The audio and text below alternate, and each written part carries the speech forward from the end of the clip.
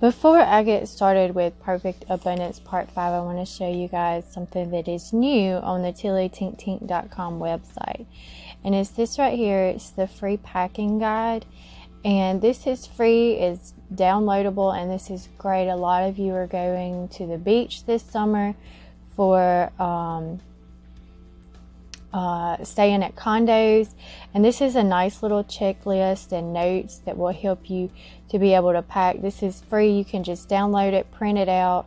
Right here you can make your meal plan out everything that you want to take with you for grocery shopping before you go, or however it is that you pack for your meals when staying in a condo.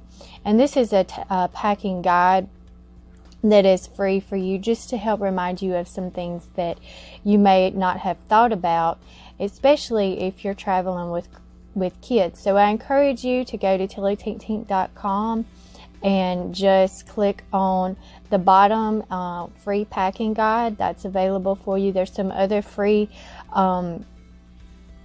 things there available for you too that you can check out, like the reservations guide, if you want a vacation with free tickets, and of course the book that I wrote for you guys, Make Your Vacations Make You Money. That's available there as well. So we're going to get started with Perfect Abundance Part 5, Overcoming Goliath. This is one of my favorite blogs, and I love to share this story with you guys. This is basically my testimony and how I got to where I am today.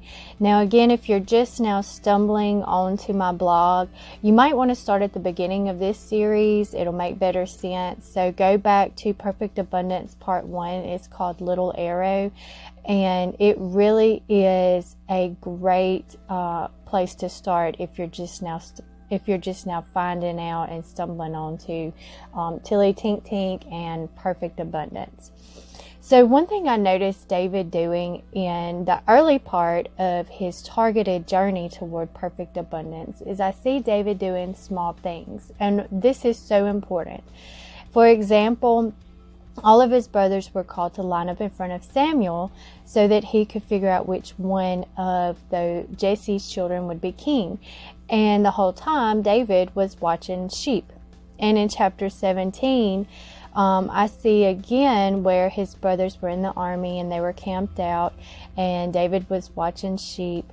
And so they're out doing big things. His brothers are being called up front. They're doing big things. But David's over here watching sheep. But later I find out that while he was watching sheep, he fought wild animals that tried to harm the sheep. And because of this, he was brave and strong and prepared by God. And that is so important. And I don't think it is coincidence that Jesse sent David to the camp with corn and cheese the day he killed Goliath. Not only did he become king and find perfect abundance, but he killed a giant with a slingshot and a rock. And I believe it's part of God's plan. And in verse 47, he says, the battle is the Lord's. And that just gives me goosebumps every time I think about it. And I don't know about you, but it feels like a trillion-ton elephant is lifted off of my shoulders every time I think about that. Why is the battle the Lord's? And how? It's because he planned it all. He is in control of everything. And David understood that God is always in control, that he had faith in God's power. He was also humble with his tasks. He was never too proud to do what was asked. Even the small things like watching sheep and taking cheese. He was never too proud to watch those sheep, and because of that, he fought bears and lions. He became strong and unafraid, and his faith grew. He was never too proud to take cheese to his brothers, and because of that, he fought a giant and defeated the Philistine army. And I am learning that I should never be too proud to do what needs to be done. Now, mothers, I'm going to talk to you right now, because what you are doing is the most important thing in this world. You are raising men and women. Those are not just children. You are shaping the future of the world. And I have a little special treat for you, and it's called Tiny Little Men. And this is just something for you to think about.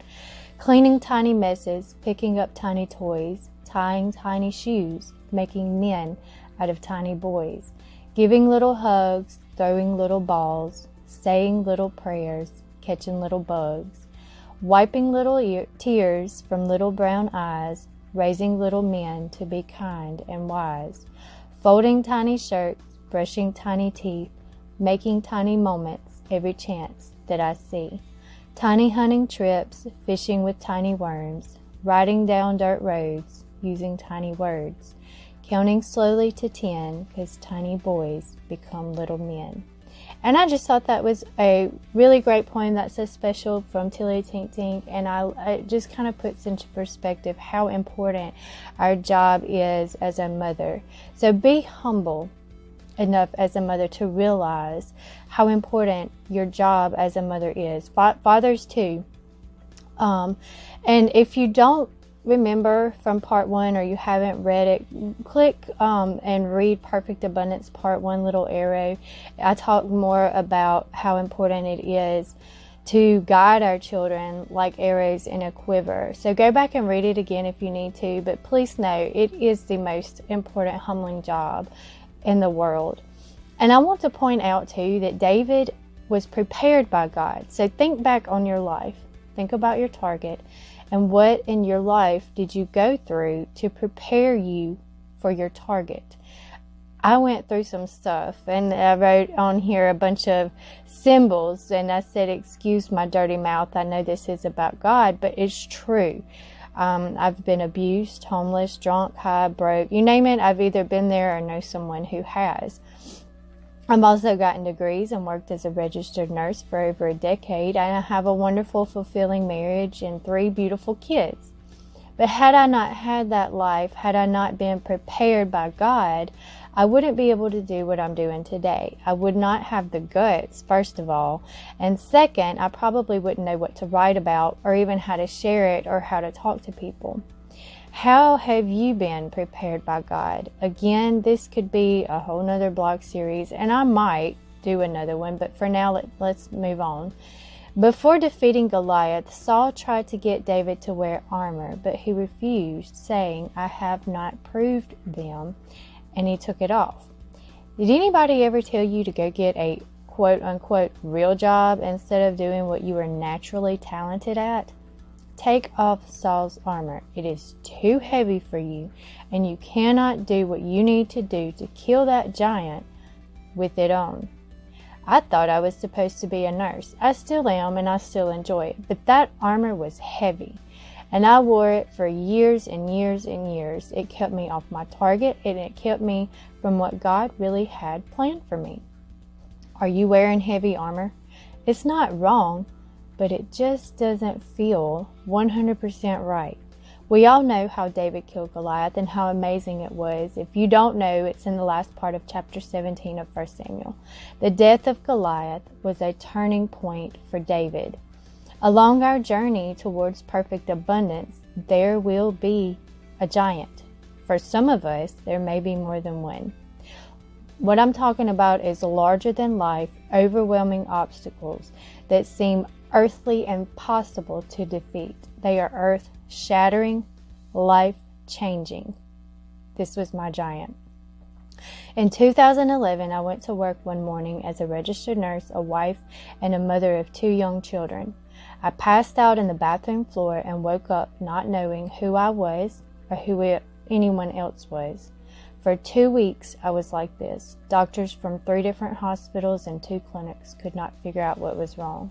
Of course, they thought I was on drugs, but the funny thing is, I wasn't. I was constantly trying to run away. I wouldn't sleep. I wouldn't eat. I was crazy. I fought 2 grown men, my husband and my father-in-law, and it took both of them to put me in the truck and get me home from the ER. 2 grown men had to stay with me 24/7. Family members would take turns in shifts because I would fight trying to run away. My children had to stay at my sister-in-law's because there was no way my husband would let them see me like that. Doctors prescribed me trazodone to help me sleep, but it had an adverse effect and actually kept me from sleeping. Doctors also prescribed me Ativan to calm me down, And my family was trying to help any way that they could, but the Ativan was building up in my system and actually making me a lot sicker.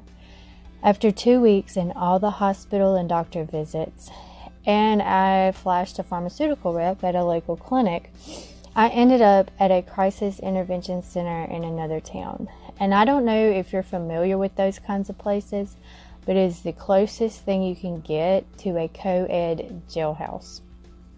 I remember sitting outside one day at a picnic table, and I was looking at pictures of 2 children. I didn't recognize either one.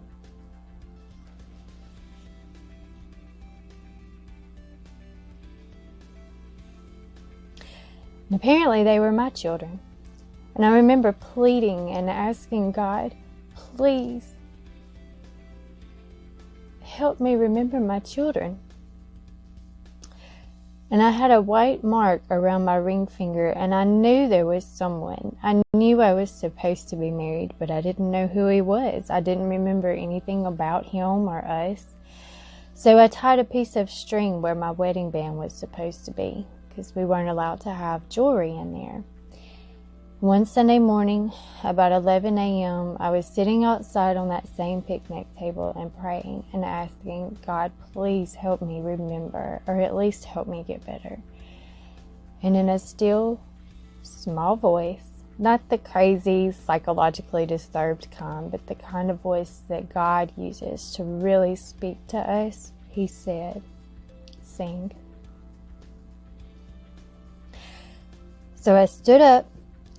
I walked out to the very edge of the locked gate by a big overgrown field, and the closer I got to the fence, I started singing very low so no one could hear me because they already thought I was crazy and I wanted to get out.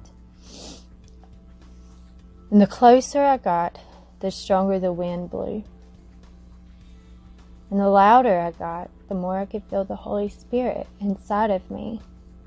The wind blew so hard it knocked me down to the ground, and a flock of birds flew away from the bushes beside me on the other side of the fence and into the sky, along with my illness and blocked memories.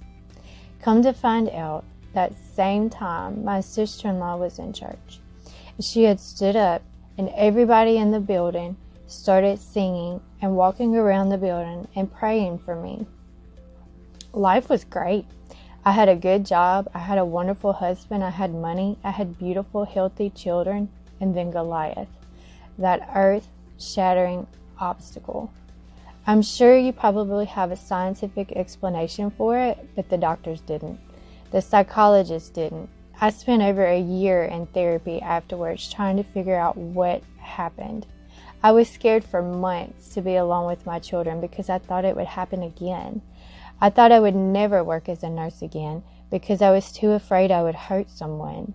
I hated going out in public because I felt like everybody knew what had happened to me and they thought I was crazy or on drugs.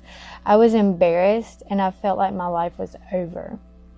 And then Ronnie bought me a book by T.D. Jakes called Before You Do. He'd found it at a gas station.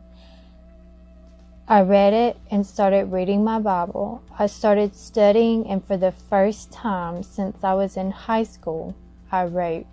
I wrote in my journal. I took notes about everything I read in the Word of God. I spent over a year reading and studying my Bible like it was my job. I ended up going back to work as a registered nurse and got busy, but deep down, I felt something still wasn't right. There was something else I was supposed to do, something greater. My natural childhood abilities and pleasures that God instilled in me prepared me. The abuses and poverty I lived through prepared me. Even though I put on heavy armor that didn't fit, God found a way to prepare me. I have been prepared by God, and I have overcome Goliath, and you can too. You may already have, and you just need inspiration and encouragement. Either way, we are on our journey to perfect abundance. So follow me to continue the series. That way you'll find out when part 6 is available. And you can follow me on Facebook, Instagram, and Pinterest. I also have Tillie Tink Tink Vacation Boutique, and I'll show you that right now. It's a boutique on Etsy. And I've got lots of great stuff if you are traveling, if you are journaling, if you are looking for a gift. All of that is there for you. So Tillie Tink Tink on Etsy is the Tillie Tink Tink Vacation Boutique. Thank you guys so much for your support, and I look forward to the next step in the series.